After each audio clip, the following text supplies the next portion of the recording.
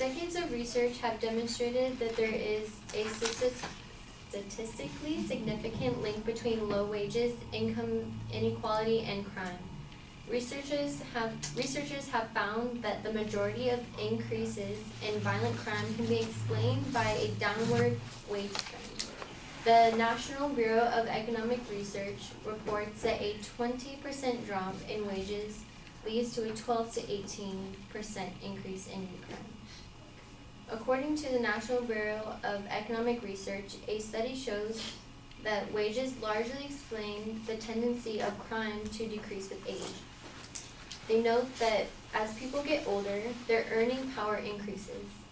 The growth in market opportunities with age is largely responsible for the, as shown, decrease in crime. My opponent mentioned that there would be an effect on employment if the minimum wage was raised. According to civilrights.org, a recent Upjohn Institute published a review of the evidence and finds little or no effect on employment and hours. The extensive review concludes that the 64 studies containing approximately 1,500 estimates, we have reason to believe that there is some adverse employment effect of minimum wage raises, it must be of small and policy irrelevant magnitude. The National Employment Law Project states that many employers can afford to pay better wages. The vast majority of small businesses, 89%, already pay their employees more than the federal minimum wage. A strong majority, 60%, support raising the minimum wage to $12 and adjusting it for inflation each year. And a growing number of employers see $15 as a fair minimum wage.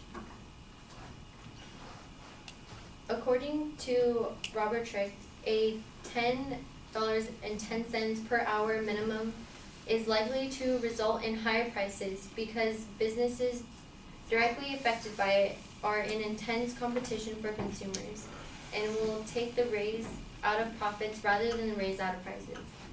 But because the higher minimum wage will also attract more workers into the job market, employers will have more choice of whom to hire and thereby having more reliable employees, resulting in lower turnover costs and higher productivity. The gains from a higher minimum wage extend beyond those who receive it. More money in the pockets of low-wage workers means more sales, especially in the locals they live in, which in turn creates faster growth and more jobs. According to the Economic Policy Institute, corporations can afford to increase their wages of the lowest paid workers. Since 1973, corporate profits have continued to soar as the American worker became more productive.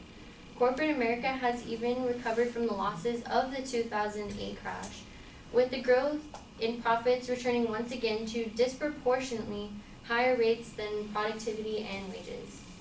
According to Holly Sklar, the director of businesses for Shared Prosperity, contrary to what critics predicted, the minimum wage was raised.